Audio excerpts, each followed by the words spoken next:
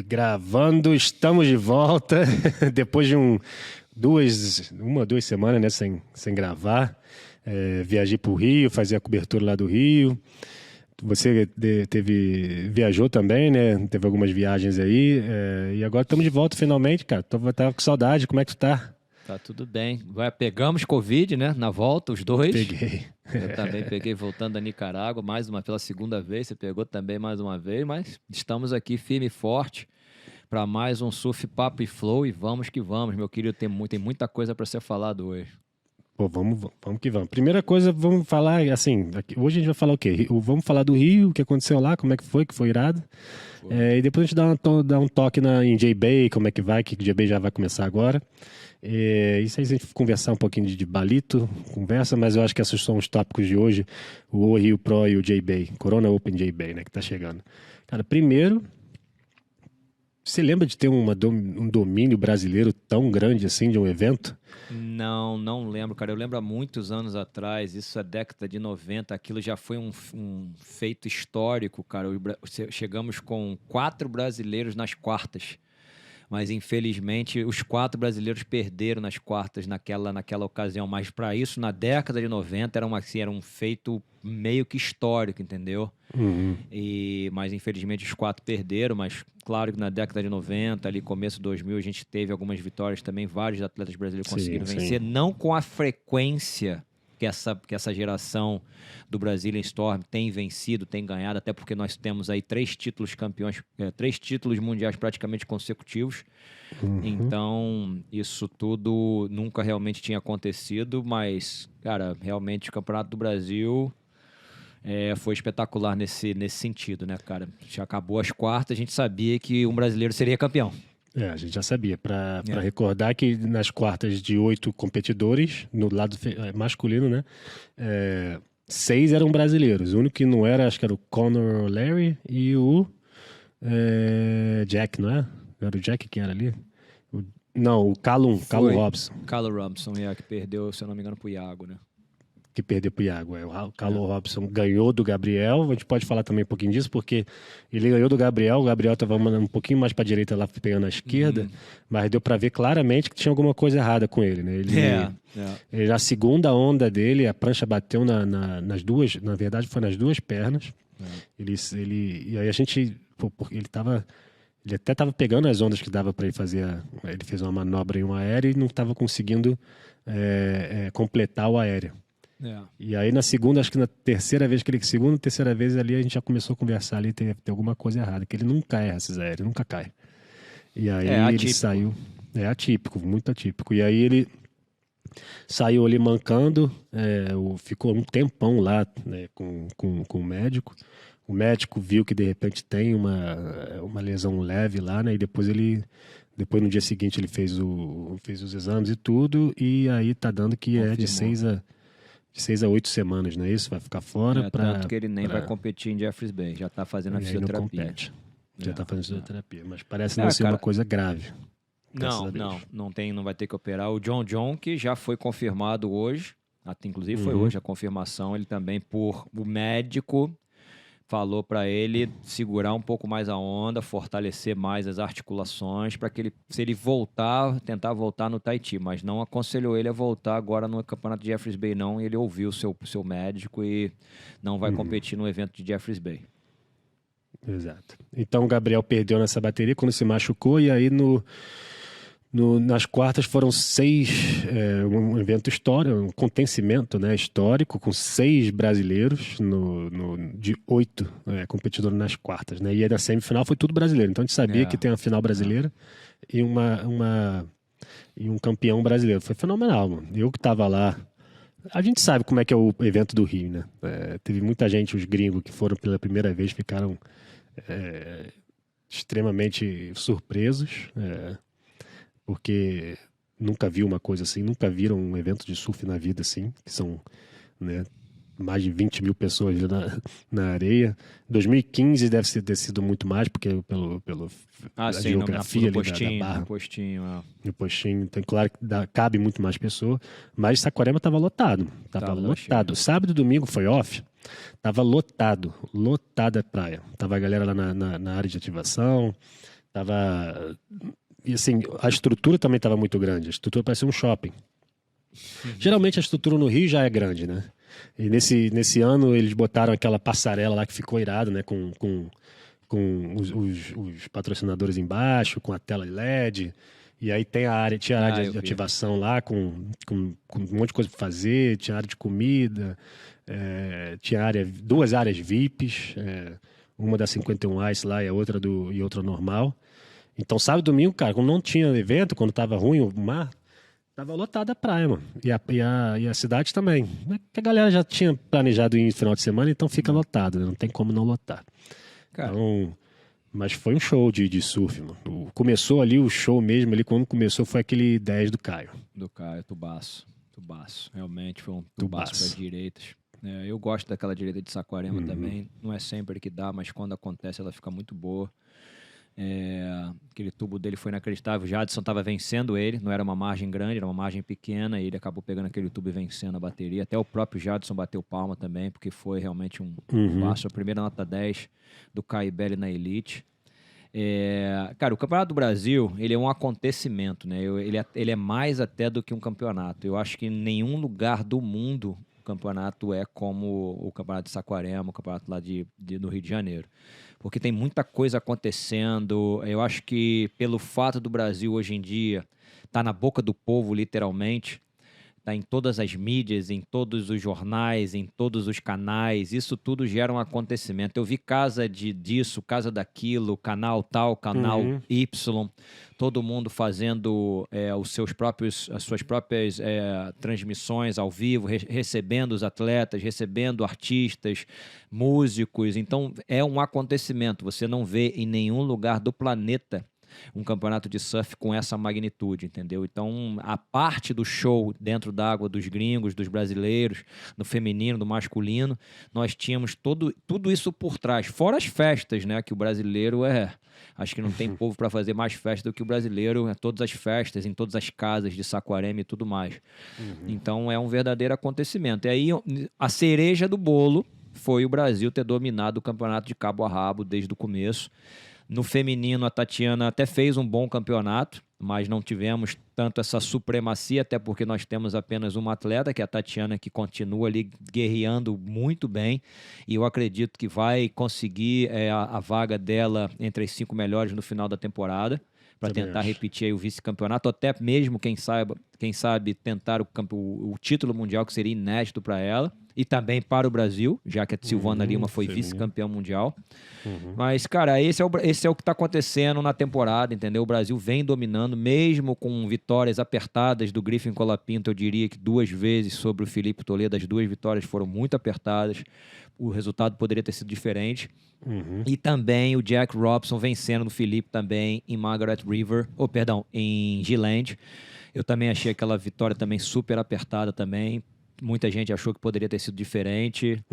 Mas, cara, o nome do ano, na minha opinião, é o Felipe Toledo. Nós recebemos ele aqui no começo do ano. Nós tivemos o prazer de ter ele no Surf Papo Flow. E quando a gente terminou o nosso programa, a gente em off, você lembra que a gente comentou entre si, falou, cara, o Felipe está preparado, está maduro o suficiente. Pela entrevista deu para perceber que ele chegou numa idade de amadurecimento profissional, pessoal, familiar, e vai ser muito difícil tirar esse título desse ano do Felipe. Ele é o atleta mais consistente, ele é o melhor surfista disparado da temporada, e em Trestles, mais uma vez, mais um ano nós teremos o Final Five em Trestles. Eu acho muito difícil ele perder esse evento, a não ser como é um evento de um dia só, e eu acho que isso poderia também ser pensado, nós continuamos tendo a Covid rondando as nossas vidas, e isso tudo pode acabar pesando, espero que isso não aconteça, para algum dos 5 finalistas, tanto no feminino quanto no masculino. Olha o que aconteceu com a Tyler Wright, ela pegou Covid e não voltou mais. Não, o bom é que tem um gapzinho bom entre Tahiti e Trestles, né? Então acho que tomara que não aconteça, isso é uma coisa, seria uma grande surpresa, né? E em falar nisso, o Felipe já está garantido no Final Five agora, né? Com a performance dele no Rio, ele garantiu estar no Final Five. Agora é saber como desenrola aí para ver quem fica no top 1, top 2, top 3, 4, 5. Ele já tá entre os top 5, garantido. Então, ele já pode pensar em título, né? Agora sim, ele já, assim, cada atleta é diferente, mas ele já pode pensar, ó, vou estar competindo o título mundial, porque ele já está garantido. Ele e a Carissa, né? Já estão os dois garantidos. O que está perto ali também é o Jack Robson, que está bem pertinho de garantir já. De repente garante agora em J-Bay, eu não sei direito, mas parece que ele pode garantir. Pode. E a Joanne. Joanne também já pode meio que garantir em J-Bay. É o que eu acho ali pelos cálculos. Não, eu ouvi falar sobre isso também, até pela pontuação dele. A pontuação, se eu não me engano, a diferença do Jack para o Felipe é de quase 10 mil pontos. Então, se ele conseguir um bom resultado... Eu acho que o Felipe, se for terceiro em Jeffreys Bay, eu acho que ele fica já com a primeira colocação, matematicamente. Entendeu? Se ele for terceiro, ele já chega em Trestles com a primeira colocação. Lógico que vai depender do resultado do Jack. Se o Jack ganha ou o Griffin ganha, eles também vão diminuir essa diferença, mas ele está realmente com uma vantagem boa e qual que você falou, confirmado com a primeira. Eu acredito, Felipe, pelo staff que o Felipe tem, o seu pai é um ex-surfista profissional, ele trabalha com pinga também ultimamente.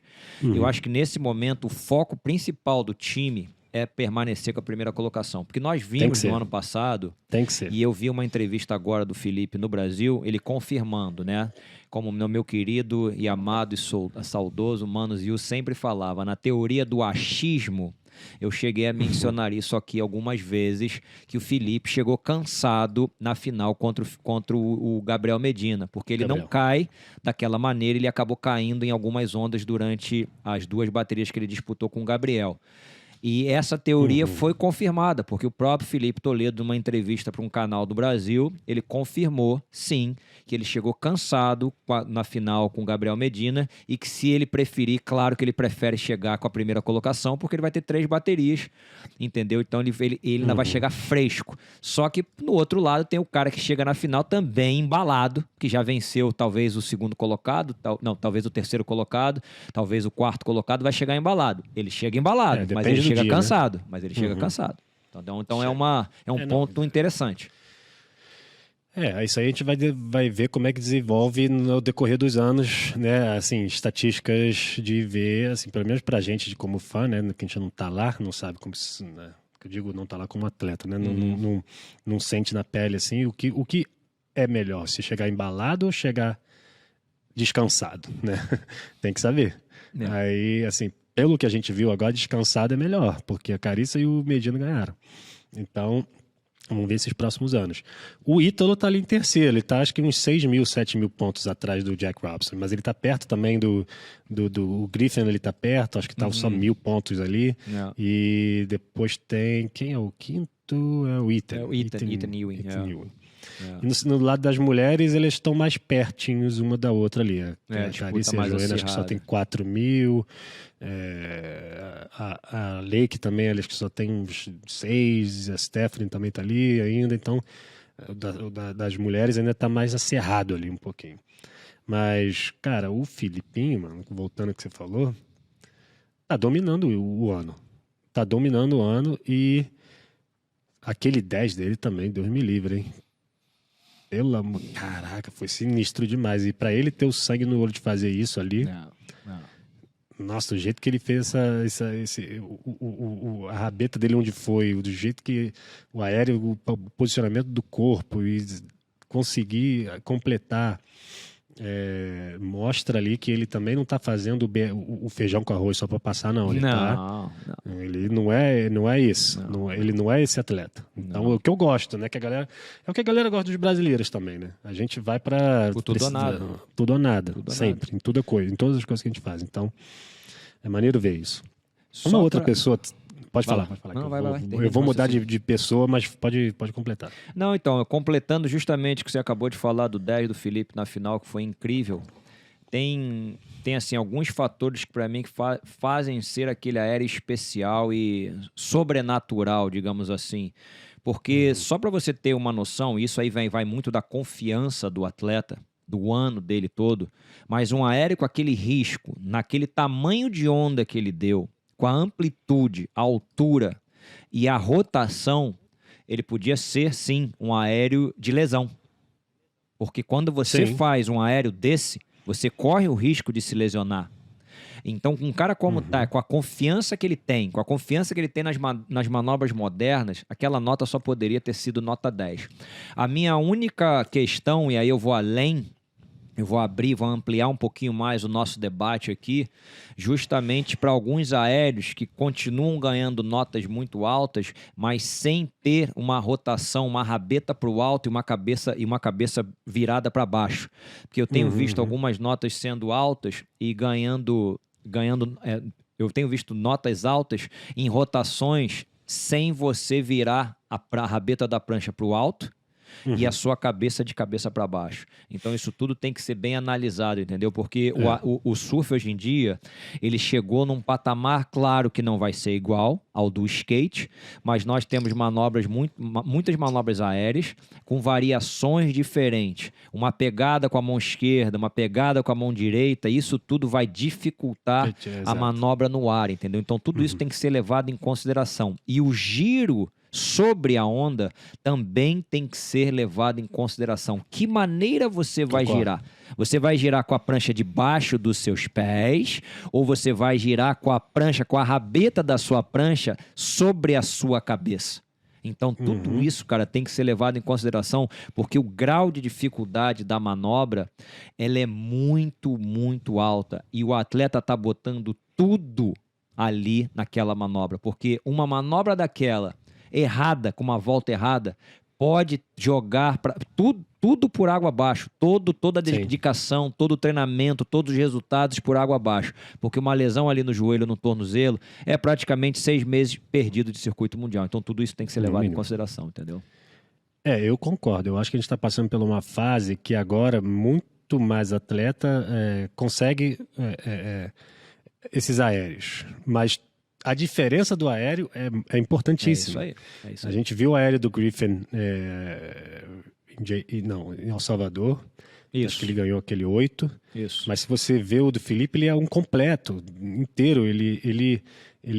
A rotação completa no ar. A rotação completa, ele, do jeito que ele aterriza ali, ele aterriza já no meio da onda, já com o flow da próxima manobra. Isso tem que ser levado em consideração também. Assim, não sou juiz, não sou nem perto de juiz, mas o que eu vejo é isso. Aí, e o do Griffin, ele voltou meio que 180, depois ele virou ele, né, com a rabeta para frente, depois ele conseguiu virar.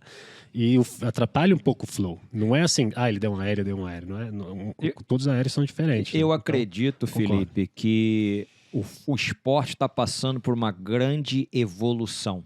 É isso, exatamente. Eu, quando era competidor, os aéreos começaram a chegar no Brasil também com bastante... com um número elevado de manobras aéreas. E no começo disso tudo, eu lembro que os head judges e os juízes da época, eles tiveram um pouco também de dificuldade de entender aquele processo.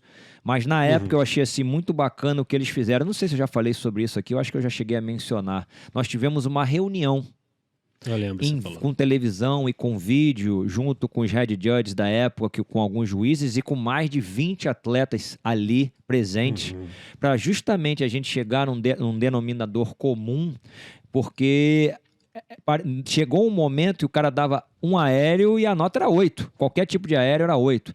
E não é por aí. Existem vários tipos de aéreos e existem várias maneiras de você completar o aéreo e várias maneiras de você girar o seu tronco, o seu corpo com a prancha debaixo dos seus pés ou de cabeça para baixo. Então, tudo isso tem que ser levado em consideração. Na ginástica olímpica, a gente vê assim, eu não entendo muito, eu nunca fiz ginástica olímpica, mas você vê que às vezes é um 0,002 de uma como é que se fala quando você dá salto mortal. Quando você dá um salto mortal com a perna junta, você dá o salto mortal com a perna flexionada, você dá 2 giros no ar, você dá 1 giro e meio, você gira com a... Então tudo isso é levado em consideração. E eu acredito que hoje em dia o circuito mundial está passando por essa evolução também. E isso tudo também, junto, os juízes, os jurados, eles vão ter que crescer também nesse quesito, entendeu? Vão ter que evoluir nesse quesito. Então eu acredito que é uma evolução natural. Se você for parar para pensar, na década de 80, começo da década de 90, o Matt Archibald, ele fazia manobras modernas aéreas, o Martin Potter fazia manobras modernas e aéreas, e não passava talvez do 5, do 6. Enquanto você vinha um Dave McCauley, um excelente surfista para a época, principalmente por causa do julgamento, do critério naquela época, ele fazia 20 manobras pequenas e provavelmente ganhava o 9, o 9,5, porque naquela época era o tipo de surf que todo mundo queria ver. Então os surfistas undergrounds, os surfistas que surfavam fora do normal, da normalidade, ainda não eram entendidos. Eu posso até falar para você de um grande ídolo no surf no Brasil que também teve uma dificuldade do juiz adaptar ao seu tipo de surf, que era o Dada Figueiredo. O Dada Figueiredo era esse tipo de surf. Ninguém sabia julgar um layback naquela época. O cara dava um layback absurdo numa junção, ficava com as costas na água, levantava, e aquilo na época era tipo, cara, o que ele tá fazendo? Não, a gente não sabe nem julgar esse tipo de manobra. Entendeu? E aí veio os aéreos, e foi evoluindo, foi os reverses, daqui a pouco começou a surgir o aéreo reverse, que é da minha época. A minha época não existia a rotação completa. Você fazia o aéreo, voltava de rabeta e fazia o 360 na base da onda. Hoje em dia você faz o 360 inteiro no ar. Você gira, faz o giro completo do 360 no ar. Então isso já é uma evolução do esporte. Imagina a próxima geração, os moleques que têm 15 anos agora, que daqui a 5 anos vão estar no circuito mundial, o que esses caras não vão estar fazendo, entendeu? Exato. Então... quase... Eu acredito, cara, que é uma evolução normal do esporte. É só isso que eu acredito. E eu acredito que o julgamento vai evoluir com essa evolução. O surf de borda também tem que ser valorizado. Mas hoje em dia eu vejo assim que um surfista que só tem borda e um atleta que só tem aéreo, esses dois atletas não vão permanecer muito no circuito. Eles vão ter que ter as duas coisas. É verdade. Entendeu? Tem que ter. Eles vão ter que ter as duas coisas. Mesmo. E a gente está passando por essa transição. Isso. Uma transição. Isso. Porque como você falou, na ginástica eles têm nome para um mortal com as duas pernas esticadas, mortal com uma perna esticada. E, na verdade, entre os especialistas ali de aéreo, quando você conversa com o Iago, com o Filipinho, claro, não só especialistas, mas todo mundo sabe, não todo mundo, né? Mas muita gente sabe que cada aéreo tem um nome. Se você pegar com a mão trocada no rail da frente é um, se pegar com a mesma mão ali é outro. Isso. Se você fizer, tem nome para tudo. São então, as às vezes, são as variações de aéreos. Sim. Uma coisa, é como se fosse, é como no skate também, né? Tem variações de tudo, em todas as manobras. Uma variaçãozinha indica um nível de dificuldade, pode ser maior ou menor. Só que a gente não tem essa distinção ainda, né? Esse foi aéreo X, esse foi aéreo Y. Então esse geralmente vale X, e aí compara com o tamanho da onda, com isso, aqui. Então não tem ainda, foi um reverse, ou foi um full rotation, ou foi... Não tem mais aterrissagem também é uma então, coisa que conta muito. Uma coisa é você dar um aéreo tamanho, sobre... se aterriza no flat. Isso. Outra coisa é você meio que perder, tipo tirar aquela pressão da volta no topo da onda, no lip da onda e amortecer. Então tudo isso é levado em consideração, entendeu? Mas é aquela história, é subjetivo. Você tem 5 nomes ali sentados na cadeira, entendeu? E assim como eu e você aqui, você tem a sua opinião. Eu tenho a minha opinião. Eu não sou o dono da verdade. Você não é o dono da verdade, entendeu? Então todo mundo vai... Entendeu? Outra coisa também que eu acho assim interessante, todos nós, como seres humanos, nós temos os nossos surfistas ou surfistas prediletos. Um cara que você gosta mais pelo estilo ou por um tipo de manobra. Eu acredito que isso tudo acaba pesando, sim. Eu já julguei durante muitos anos também, entendeu? E acaba você indo para um pouco esse lado, entendeu? Tem o cara que surfa mais no critério, o cara que usa mais a bordo, o cara que joga mais água. Então, tudo isso é levado em consideração. Mas talvez eu presto muita atenção nisso e o juiz do meu lado, ou você, no caso, o telespectador, está pensando tá vendo o surf de uma manobra de uma maneira diferente, por ter essa subjetividade, entendeu? Então tudo isso é levado em consideração, mas eu acredito que a partir do momento que as coisas começarem a entrar no eixo, isso tudo vai melhorar, cara. É porque isso é uma evolução do esporte. Tudo passa por esse processo. Eu não sei se você lembra, mas o futebol, quando a gente era moleque, você tocava pro goleiro e o goleiro pegava com a mão. E antes disso não tinha impedimento. Entendeu? O goleiro pegava com a mão. O cara fazia... o jogo de futebol virava o rei da cera. O cara fazia 1-0 e tocava a bola pro goleiro o tempo inteiro. Aí veio a evolução do esporte. Falou, não pode mais, o goleiro não pode mais pegar com a mão. Hoje em dia tem um VAR. Então todo o esporte, ele passa por um processo evolutivo.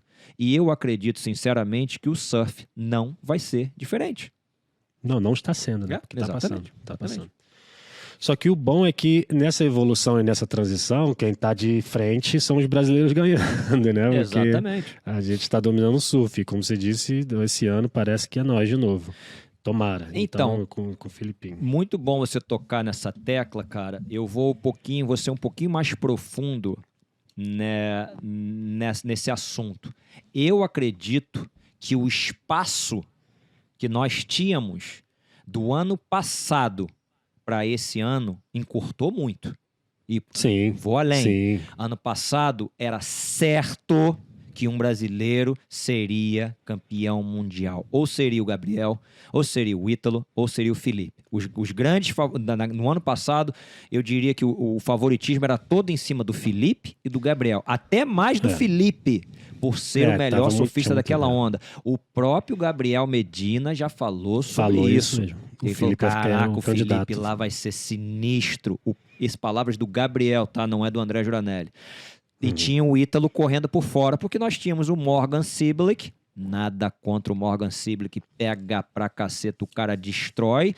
E o Corner Coffin, tá? Outro também que é o monstro da borda. Mas comparado com os surfistas brasileiros, na minha concepção, limitados. Porque não tinham manobras modernas nos seus repertórios. Então, numa onda high performance, que digamos que Trestos é a onda mais high performance do circuito, eu não botei eles nem de longe para chegar na final. Se chegasse era zebra, tá? Chegasse era você zebra. Falou isso muitas vezes. A gente falou isso, né? Isso, a gente chegou a comentar sobre isso. Tem que passar por Ítalo, Felipe e Gabriel. Esse ano as coisas, cara, pra mim é completamente diferente. Você tem o Ethan Ewing, não tem o progressivo e inovador, não tem.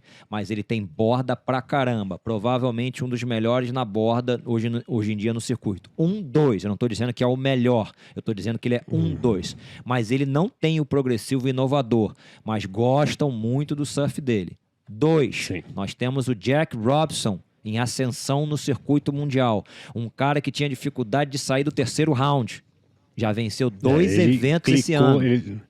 Ele achou um clique ali que ele tá surfando em outro nível. E para mim, o caminho que ele achou foi o caminho mental. A partir do momento que você acha o caminho mental, que você vence o primeiro, que você vem, aí, meu amigo, acabou. Ele acredita. O que aconteceu com o Jack é isso. Ele acredita nele. Agora, meu amigo, pra ganhar do cara não vai ser fácil. Ele acredita, ele tá tentando Ele parou tudo. de viajar com o pai, né?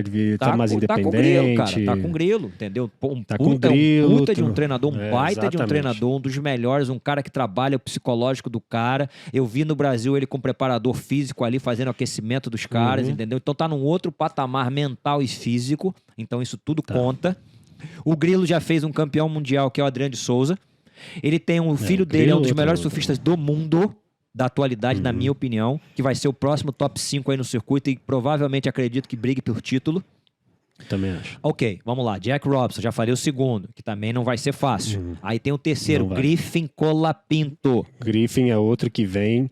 Ele achou o caminho também. Pode falar o que você quiser, pode falar o que quiser. O Griffin está num outro patamar. O cara pega pra caramba. Tá? Não interessa se o cara é americano, se o cara é australiano, se o cara é... Não interessa. O moleque pega muito. Eu acredito que ainda não esteja no nível do Gabriel e do Felipe. Mas a gente tem que lembrar uma coisa. Chegando. Ele é mais jovem. Ele é super jovem. Então ele vai chegar lá. Vai incomodar. Eu já tô falando sempre que ele é o melhor americano disparado no circuito mundial. tá? Ou seja, o campeonato é na casa dele. Ele nunca passou por isso. Ele é de lá. Ele é de lá. de Ele Trestles. pode sentir a pressão também, entendeu? Porque vai sentir a pressão. Não tem jeito. Ou Ele não, chegou lá. né? Tem gente que cresce e tem gente que...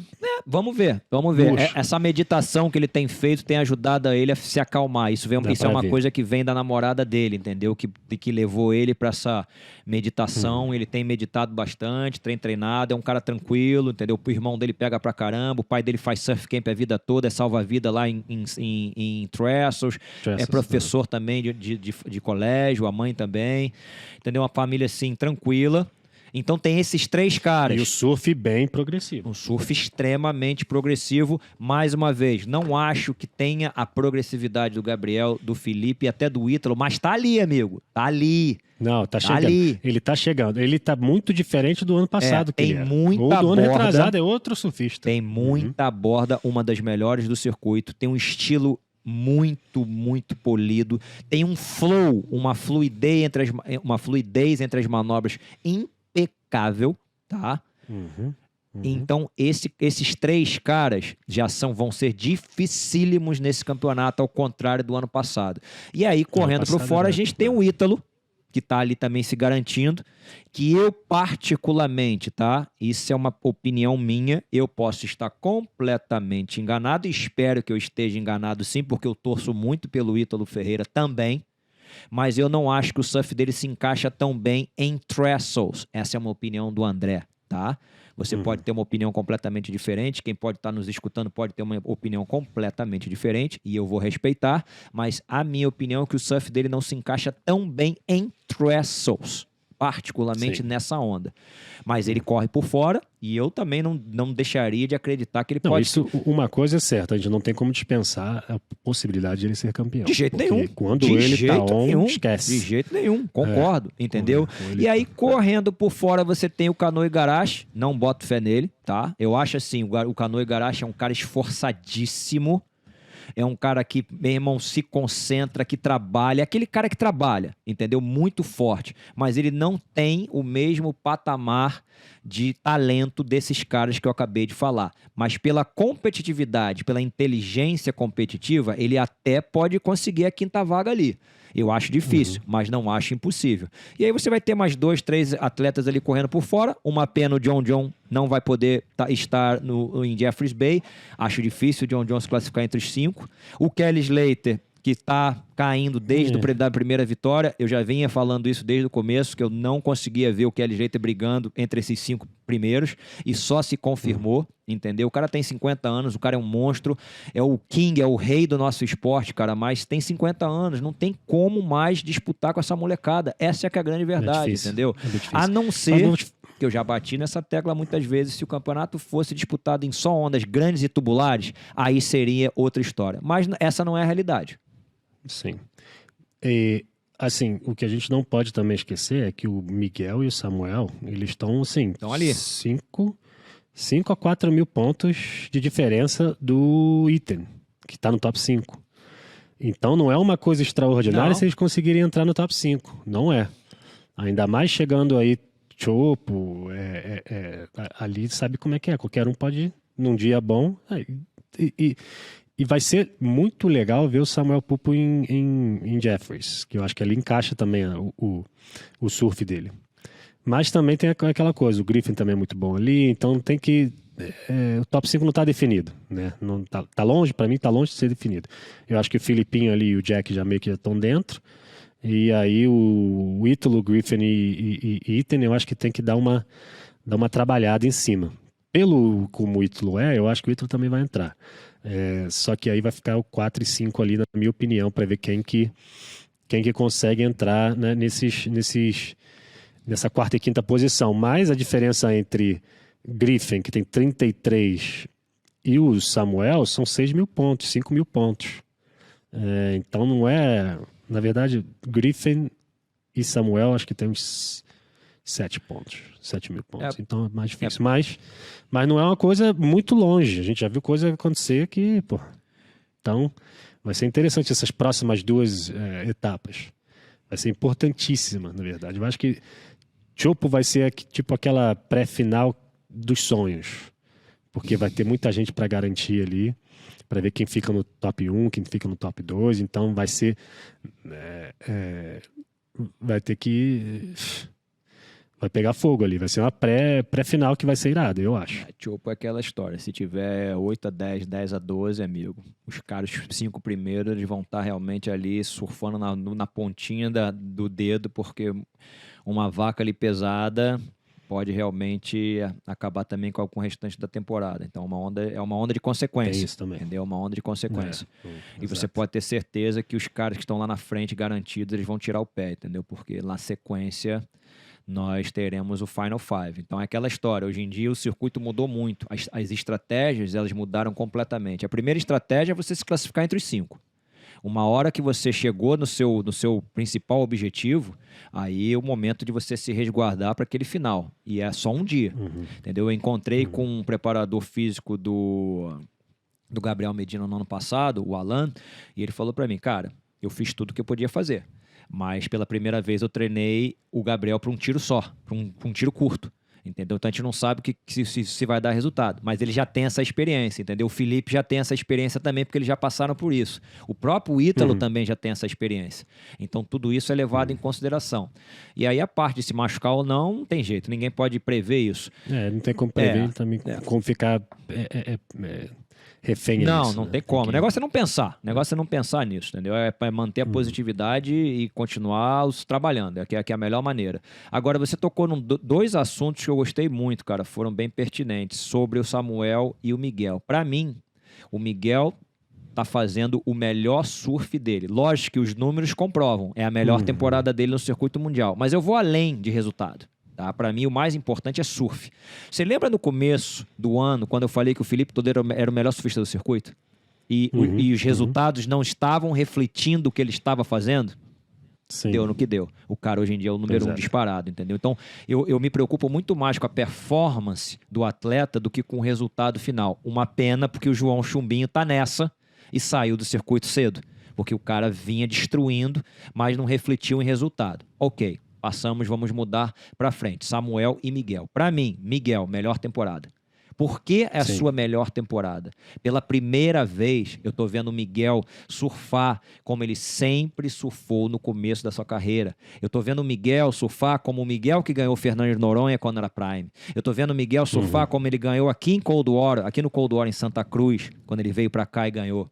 O mesmo Miguel que arrebentou em Trestles e bateu todos os nomes do circuito naquela época, também num QS como um Prime. Entendeu? Então, para mim, esse é um Miguel muito mais maduro, que não está sofrendo a pressão do circuito, que já passou, digamos que ele já foi entre o céu e o inferno dentro do circuito mundial. Já Ele foi também entre já o falou céu isso. e o inferno de patrocinadores. Já teve os melhores patrocinadores do mundo e já não teve nada. Um pai de família. Então, esse é o Miguel que, eu vou te falar, o circuito nós temos 2 etapas. Eu não ficaria abismado de ver ele numa final, ou em Jeffreys Bay ou em Chopo, até porque Chopo ele arrebenta, com entendeu? certeza. Aí, Exato. mudando a página, indo pro Samuel, que se eu não me engano são 10 anos de diferença, tá fazendo uma baita estreia, acabou de fazer a sua primeira final, por muito pouco não disputou a semifinal com seu irmão, porque o Ítalo virou na última onda, faltando assim alguns segundos, 40 e poucos segundos, alguma coisa nesse sentido. Ele fez aquele aéreo reverse lá e depois acabou fazendo 2 manobras e virou a bateria. Então foi por muito pouco, nós vimos uma bateria entre os irmãos Pupo, o que o Wagner, que é um grande amigo meu, ex-competidor, casca grossíssima, o Valinha, mais conhecido como os competidores, ele já devia estar ali nas nuvens. Imagina uma semifinal entre os seus 2 filhos, entendeu? Ele ficaria... se bobear o coração dele, não sei nem se ia aguentar, mas claro, é uma brincadeira, tenho certeza que sim. Bom, vamos lá, cara, o Samuel tá surfando muito bem. Agora, eu achei muito bacana ele ter admitido que depois que acabou o campeonato em G-Land, que ele teve problemas de leitura naquela onda. Lógico que ele nunca surfou lá. Entendeu? Então ele sentiu, ele sentiu que ele não surfou no seu nível maior, que ele teve dificuldade na leitura da onda. Ele achou, eu também achei que o surf dele ficou um pouco curto, muito rápido, mas com pouca borda, manobras muito arísticas, mas são manobras que geralmente você consegue pontuações muito grandes no QS e que no CT você não consegue pontuações tão altas assim. Então, se você voltar e acompanhar as médias do Samuel durante o campeonato de G-Land, ele não teve pontuações muito altas. Ele tirou o Kelly Slater numa bateria com pontuações baixas. Eu acho que ele venceu com 5 e pouco e 5 e pouco. O Kelly fez um 4 e pouco, um 3 e pouco.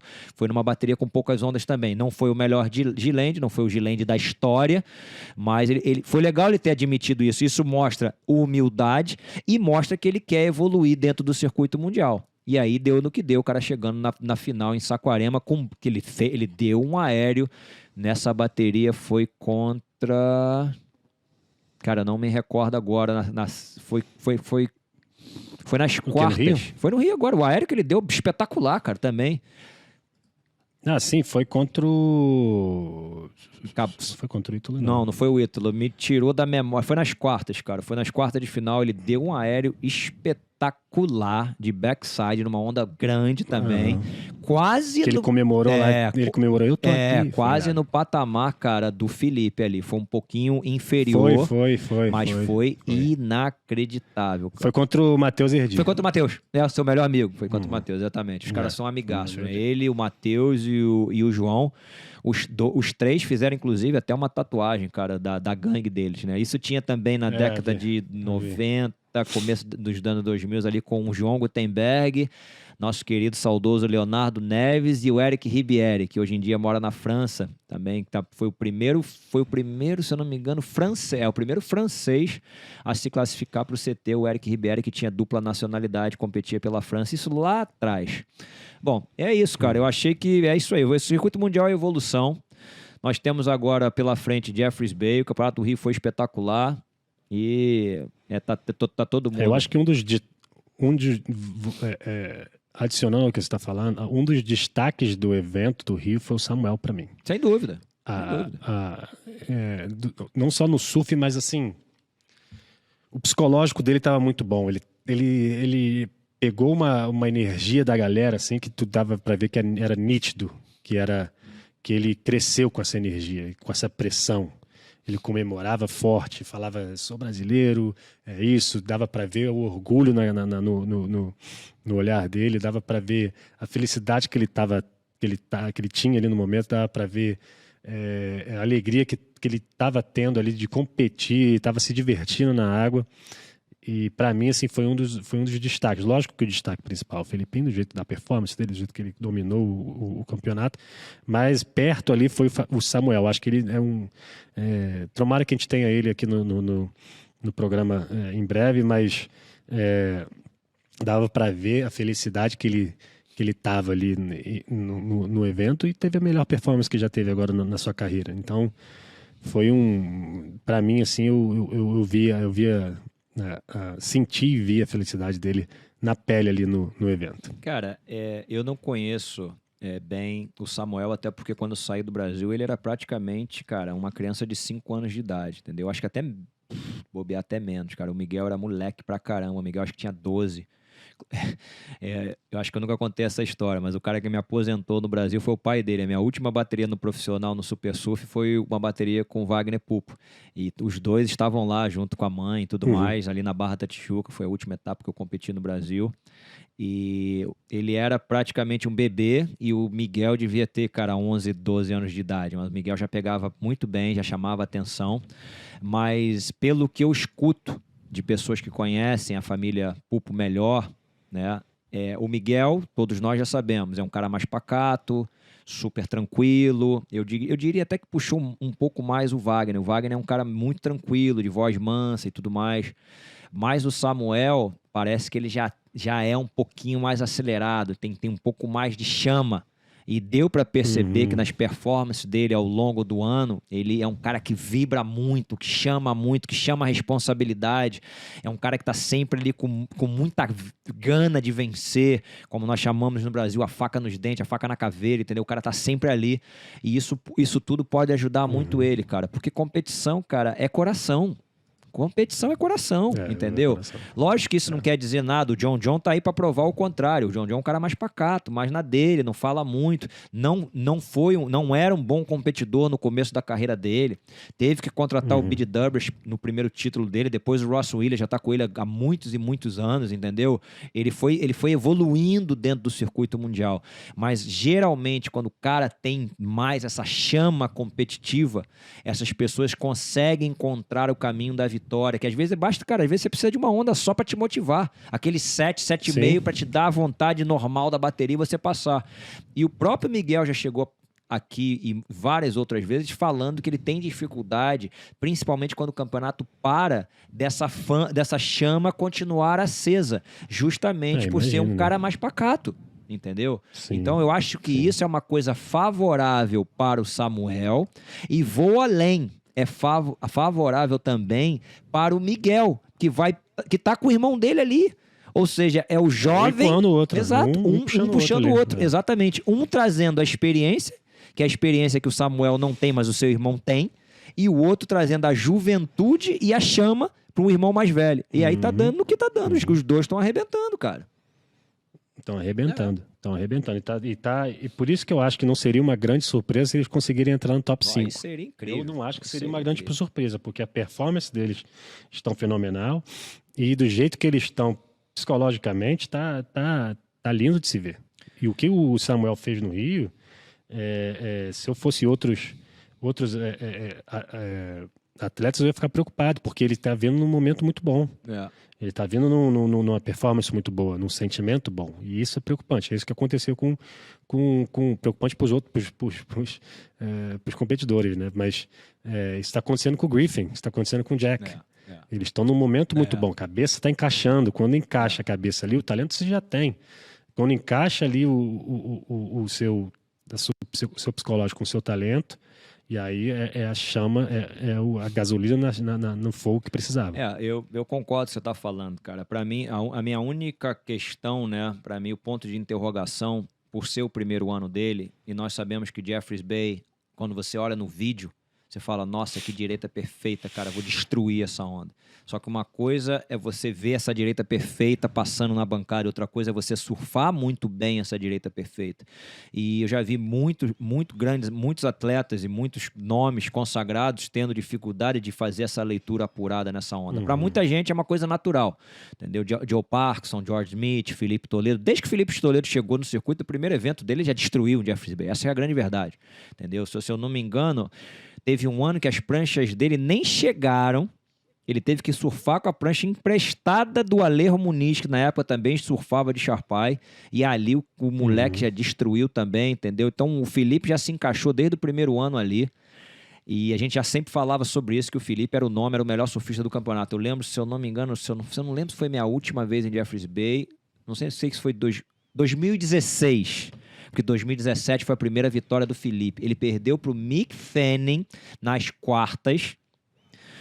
E ali eu já falava, o Felipe está sendo o melhor surfista do campeonato disparado. Ele já era disparado o melhor surfista do campeonato, nitidamente. E ele era um moleque, entendeu? E aí no 17 ele já ganhou, no 18 ele ganhou, e assim aí eu não preciso mais falar, porque o resto já virou lenda e todo mundo já sabe da história. Mas isso foi antes.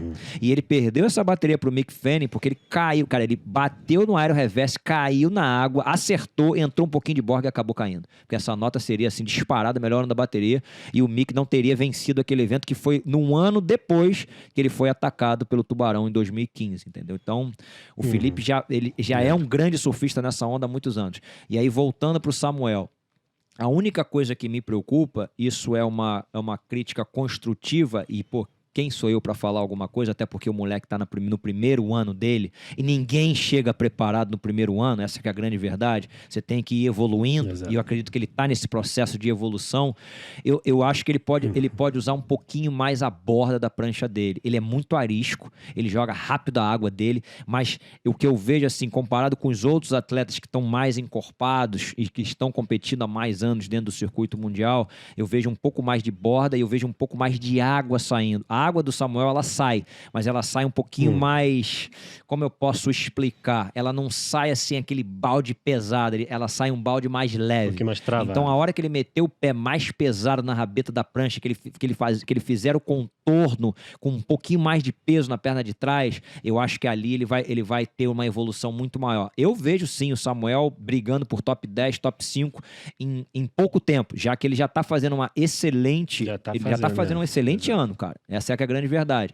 Mas eu vejo assim que ele pode sim ter uma pisada mais forte no pé de trás e ele pode ter um pouco mais de borda. E isso tudo vai ser visto agora em Jeffreys Bay, porque é uma onda que você tem que ter velocidade, e tem que ter borda e tem que ter muita pressão nas manobras. Então vai dar para tirar a prova dos 9 nessa próxima etapa. Eu também acho. Também é questão de experiência, né? Assim, no tour, né? Em geral, né? Quando a gente viu a evolução do Filipinho. Ele quebrava, e todo mundo falava, falta um pouquinho de power, mais um pouquinho de power. Falta só mais um pouquinho de borda, moleque, só cara, mais um pouquinho. Aí daqui a pouco, no terceiro, quarto ano dele, se eu não me engano, veio. Agora mudou, completou o jogo dele.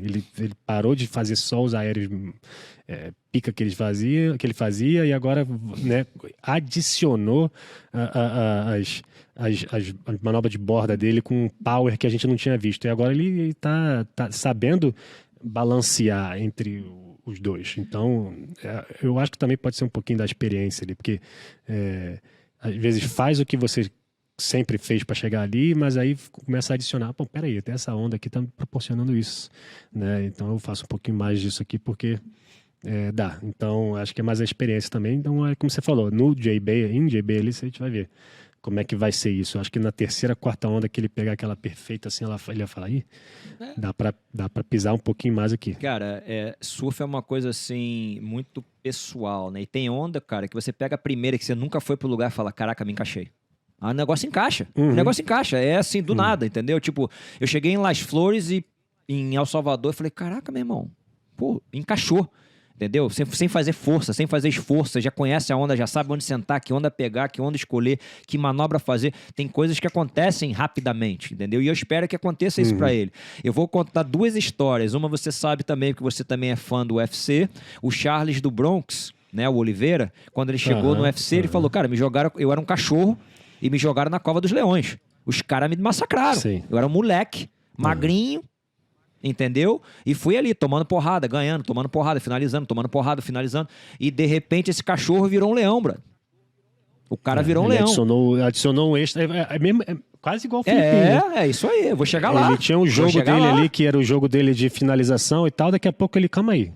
Já tomei porrada pra caralho, agora eu vou na trocação. Entendeu? É por aí. Só que essas porradas te trazem experiência. Você sabe como jogar, você sabe como jogar com a minutagem ali dentro do cage, você sabe como jogar com o mental, entendeu? Você se garante que você é um dos melhores da parada, principalmente quando leva pro chão, entendeu? Aí uma coisa é você entrar num cachorro, cara, você é um cachorro casca grossa que sai na porrada com qualquer um, beleza, meu irmão, pode vir que eu tô fera. Só que tu tá enfrentando leões. Entendeu? Aí eu vou te falar, o Felipe chegou, quem eram os leões? Kelly, Mick Fanning, Taj Burrow, Joe Parkinson, George Smith. Ele era um molequinho, fininho, magrinho. E eu fui um cara que, quando ele chegou no circuito no primeiro ano, não é que eu critiquei, mas eu cheguei a falar, porque esse é o meu papel, cara. O meu papel como analista é falar sobre os pontos positivos e os pontos negativos. Não é nada pessoal, não é querendo botar ninguém pra baixo ou subir ninguém, cara. Esse é o meu trabalho. As pessoas que estão do outro lado, eles escutam a gente porque sabem que o André Joranelli vai falar alguma coisa interessante. Muitas vezes também eu posso falar um monte de M, tá? Eu sou ser humano, cara. Eu sou sujeito a errar também, entendeu? Eu posso errar. Todo mundo erra, todo mundo acerta. Mas o meu trabalho dentro da WSL é de analisar os pontos fortes e os pontos fracos. E quando o Felipe chegou pra competir no circuito, ele era moleque, cara. Ele tinha 17 anos. Ele era magrinho, ele tinha um corpo de adolescente, ele não era um homem, entendeu? E eu cheguei a falar, ele ainda não está preparado pro circuito, tem muito talento, entendeu? Eu acredito que vai evoluir dentro do circuito, não tem jeito. Entendeu? Até porque o Felipe já era meu amigo na época, o Ricardo. E eu lembro na época, eu tava com o Mano Ziu e com o Maurício Bochecha, e de repente tinha um e-mail ali na época, ali o Mano falou aí, ó, pra você aqui. E era o Ricardo, meu irmão, me descendo a lenha, né, meu irmão? Ricardo Toledo. Eu que, pô, adoro o Ricardo, adoro a família Toledo. Não tem, meu irmão, não tem essa, entendeu? E ele mandou pra mim, ele falou, ué, quem é que chega preparado no circuito? Ele perguntou, quem é que chega preparado no circuito? E o cara chega. tava Não certo, tem como, cara. não tem nada pra te tava preparar. certo, entendeu? Foi uma crítica que eu fiz, construtiva, mas o Felipe era um moleque, e o pai, que tá ali pra defender o seu filho, rebateu, e eu compreendo perfeitamente, cara. Ele falou, André, qual é o cara que chega preparado? E é verdade, cara, ninguém chega preparado. Sabe quem chegou preparado? O pica da galáxia, o Gabriel Medina, meu irmão, que chegou com 17 anos e ganhou 2 campeonatos. E tirou Kelly Slater, Joe Paxson, Mick Fanning, tirou pra nada. Nada. Isso foi a realidade que aconteceu. O Gabriel Medina chegou assim. O Kelly Slater também fez isso. Mas você conta nos dedos, cara, quem fez isso. Entendeu? É muito pouco. Exato. E ele estava coberto de radão. O Felipe tinha o tempo de maturação dentro do circuito mundial. E foi o que aconteceu. Nesse mesmo evento, eu lembro que o Kolohe Andino tomou um pau do Danny Reynolds. Porra, o Danny Reynolds gigante, meu irmão. Já um homem, forte pra caramba. Jogando água em tudo que é lugar. Lavando a gente na cabine de transmissão no português. E o Kolohe Andino com aquele surf de garotinho. O meu trabalho foi a mesma coisa. O Kolohe Andino é um menino.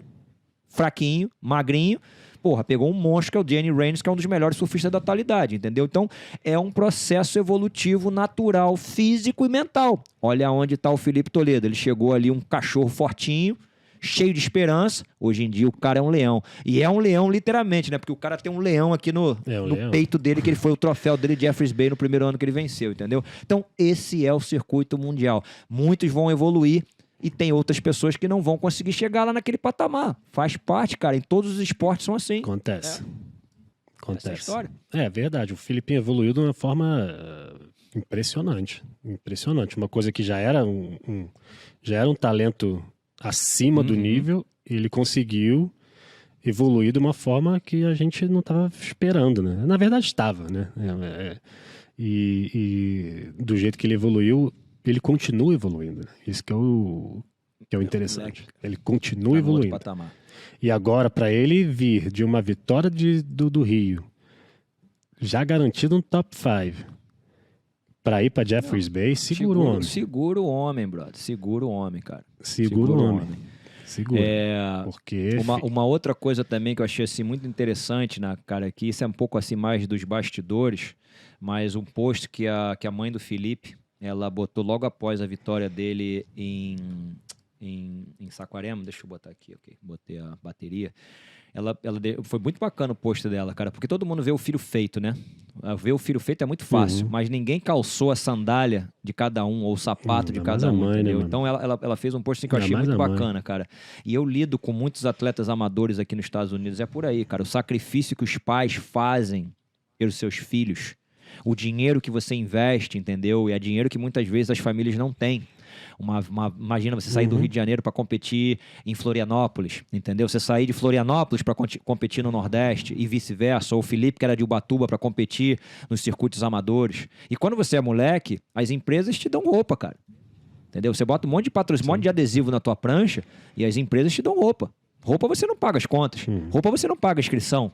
Entendeu? Então tem um sacrifício por trás que ninguém vê, entendeu? Então, para a família, imagina para Mari e para o Ricardo ver o filho se transformar em um dos melhores surfistas do mundo, com chance real. Na verdade, ele já tem essa chance já real, já há muitos anos, de se transformar num campeão mundial. Eu acredito que isso vai ser concretizado nessa temporada. Sinceramente, eu acredito. Mas isso tudo, cara, eles passaram por muitas dificuldades. E eu ainda vou além. Quando o Felipe tinha 17 e ele estava na Nike, ele tinha acabado de entrar para a Nike. Cara, a mãe do Felipe, ela chegou a me perguntar, não lembro onde, eu não sei se nós estávamos no Havaí ou em Trestles, e ali sentada, vendo o mar, vendo ele surfar, ela me perguntou, você realmente acha que ele tem esse potencial todo? Ele já era uma grande sensação, uma grande esperança, mas ainda não era o nome que todo mundo hoje em dia sabe que ele é, que ele se transformou, entendeu? Ele era um moleque que tinha muito talento e que tinha, assim, muita coisa que ele poderia crescer muito dentro do circuito mundial. Mas mesmo ela, como mãe, sabendo, mas eu achei legal, cara, que o nome disso são pés no chão e humildade. Ela me perguntou, você realmente acha que o meu filho é tudo isso? Eu virei para ela e falei, cara, eu acho que teu filho é o futuro. Eu acho que realmente ele tem tudo para se transformar em um dos melhores surfistas do mundo. E não deu outra. Mas mesmo na minha opinião ali pra mãe, poderia isso não acontecer. Por muitos motivos. Claro. Entendeu? Mas Aliás, graças a Deus, e que bacana, porra, que o moleque chegou lá. O Felipe é um cara sensacional, é um baita pai de família, é um baita de um amigo. Ele vai tratar todo mundo de igual pra igual. A gente conhece o cara, entendeu? Tem uma índole sensacional. É um cara maravilhoso. É um cara que aonde passa ele vai deixar luz. Ele não vai deixar ninguém revoltado. Ele não vai... Eu nunca vi o cara dando ataque de estrelismo. Nunca.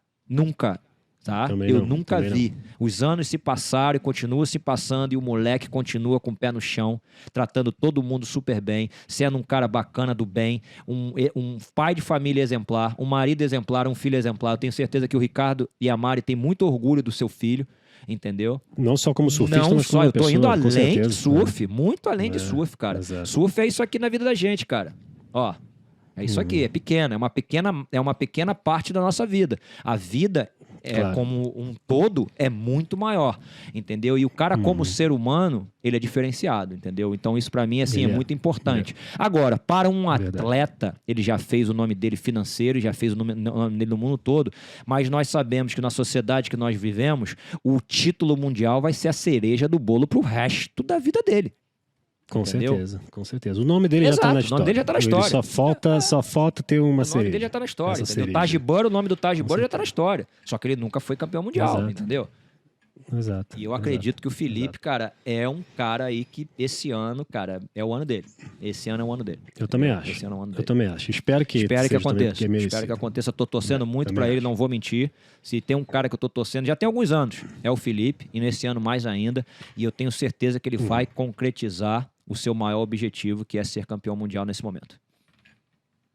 Eu também acho. Tá parecendo que vai ser dessa forma. Andrezão, então é nóis. Agora começa Jeffreys Bay. Eu acho que é uma das melhores etapas em termos de onda, performance e o que pode acontecer. E ainda mais com o que tá todo mundo ali no top 5 enrolado. Vai ser bom demais. Vai ser, eu não vejo a hora de começar. Nem eu, cara.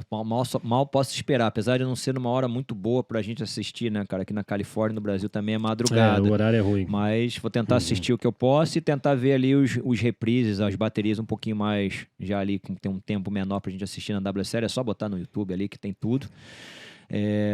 Agora tem tudo. Que vença o melhor, cara, e que os brasileiros, mais uma vez, possam estar aí iluminados e detonando mais um campeonato, entendeu? Porque dá orgulho de ver. Eu sou fã de surf, cara. Pra mim não tem muito esse negócio de bandeira, não. Os caras americanos, australiano, havaiano, japonês. Eu sou fã de surf, legal, cara. Eu gosto de competição. Eu sou fã de competição, sabia? Eu gosto de competição. Eu gosto de ver eu gosto de ver o melhor ganhando.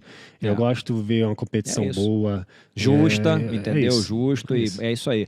Claro, cara. Exato, os caras são brasileiros. Eu conheço a grande maioria dos surfistas que estão no circuito mundial. A gente sabe das dificuldades dos surfistas brasileiros. A gente sabe que hoje em dia, para você viajar com a moeda que tem, o dólar é 1 por 5, às vezes até mais do que 5, você vai comprar, o dólar é quase 6. Às vezes mais. Então não é fácil. Então a gente torce sempre que um brasileiro possa ir bem. A gente torce muito pela Tatiana Western Webb, que provavelmente vai fazer um bom campeonato, tem um backside também ali letal, entendeu? E esperamos que ela possa conseguir um grande resultado para também botar o nome dela, carimbar o nome dela no Final Five. E, meu irmão, vamos que vamos, seja o que Deus quiser. Semana que vem estaremos de novo aqui falando até a goela cair. Como sempre.